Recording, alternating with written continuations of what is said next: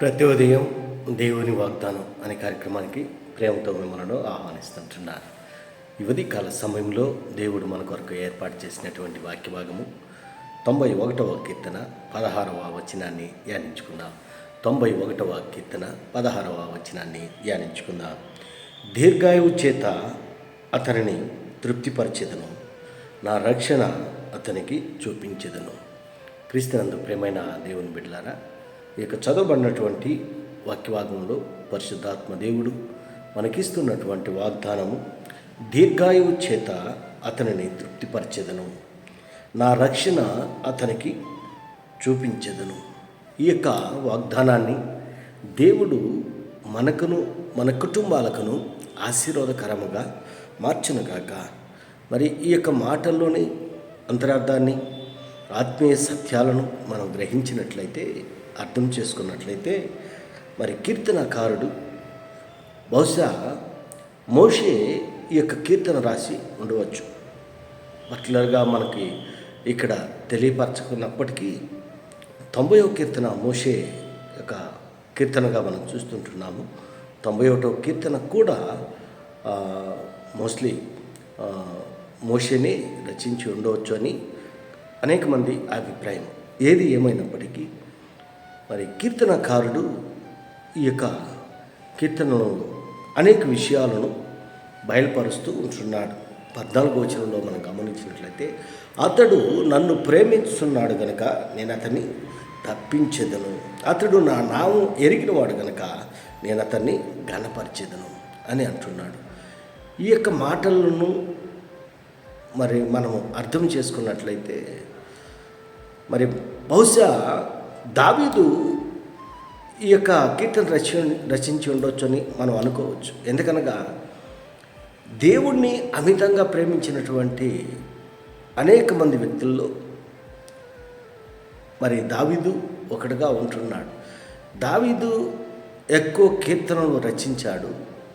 మరి అనేక కీర్తనల్లో మరి దావీదును గురించి మనం చూస్తూ ఉంటున్నాము, వింటూ ఉంటున్నాము. అయితే ఈ మాటలు మనం గమనించినట్లయితే, అతడు నన్ను ప్రేమిస్తున్నాడు కనుక నేను అతన్ని తప్పించెదను అని, అతడు నా నామం ఎరిగినవాడు కనుక నేను అతన్ని ఘనపరిచెదను అని ఈ యొక్క మాటలను బట్టి మనం అర్థం చేసుకున్నట్లయితే, బహుశా దావీదును ఉద్దేశించి దేవుడు మాట్లాడుతూ ఉంటున్నాడు. ఎందుకనగా దేవుడే దావీదుని గురించి సాక్ష్యం ఇచ్చాడు. దావీదు నా హృదయానుసారుడు అని దేవుడు దావీదును బట్టి సాక్ష్యం ఇస్తుంటున్నాడు. ఎందుకనగా దావీదు ఎల్లప్పుడూ దేవుణ్ణి స్తుతిస్తూ ఉంటున్నాడు. దావీదు దేవుణ్ణి ఘనపరుస్తూ ఉంటున్నాడు. అనేక కీర్తనల్లో మనం చూస్తుంటున్నాం దావీదు యొక్క ఉద్దేశాలను, దావీదు యొక్క ప్రేమను ఏ రీతిగా దేవుని పైన వెల్లడిపరుస్తుంటున్నాడో అనేక కీర్తనలో మనం చూస్తూ ఉంటున్నాం. దావీదు యొక్క వ్యక్తిగత జీవితంలో కూడా మరి దావీదు దేవుని పైన ఆధారపడ్డాడు, దేవుణ్ణి ప్రేమించాడు, దేవుణ్ణి ఘనపరిచాడు.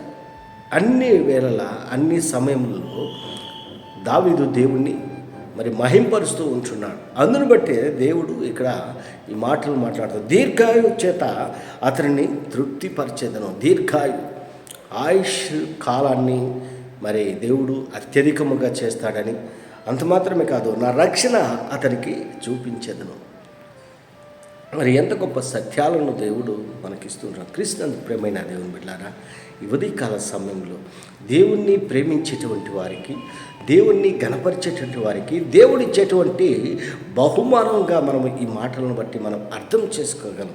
ఆయన్ని ప్రేమించేటువంటి వారుగా ఉన్నప్పుడు, ఆయన నామాన్ని ఎరిగినటువంటి వారుగా ఉన్నప్పుడు దేవుడు ఇచ్చేటువంటి బహుమానం దీర్ఘాయువు చేత అతన్ని తృప్తిపరుస్తాడు, ఆయుష్ని పొడిగిస్తూ ఉంటున్నాడు.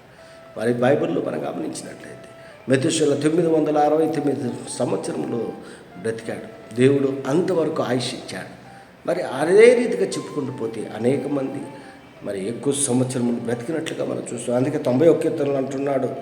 మరి 10వ వచనం, 90వ కీర్తన 10వ వచనంలో మనం గమనించినట్లయితే, మా ఆయుష్ కాలము 70 సంవత్సరంలో, అధిక బలమున ఎడల 80 సంవత్సరంలోను. మరి మోషే అక్కడ మాట్లాడుతూ ఉంటున్నాడు. క్రీస్తునందు ప్రేమైన దేవుని బిడ్డలారా, దేవుణ్ణి ప్రేమించేటువంటి వారికి, దేవుణ్ణి గణపరిచేటువంటి వారికి, దేవుణ్ణి ఆరాధించేటువంటి వారికి, ఆయన నామం ఎరిగినటువంటి వారికి దేవుడిచ్చేటువంటి ఒక ఉన్నతమైనటువంటి బహుమానము ఈ యొక్క మాటల్లో మనం అర్థం చేసుకోగలము.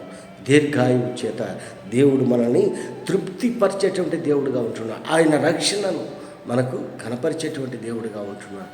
ఆయన రక్షణను మనము స్వీకరించేటువంటి వారిగా, ఆయన ఆశీర్వాదాలను పొందుకొని దేవునికి మహిమకరంగా ఈ లోకంలో నీవు నేను జీవించాలని ఈ కొద్ది మాటల ద్వారా నేను హెచ్చరిక చేస్తాను. దేవుడి యొక్క మాటలను మీకును మీ కుటుంబాలను ఆశీర్వాదకరంగా మార్చినగాక. ఆమేన్.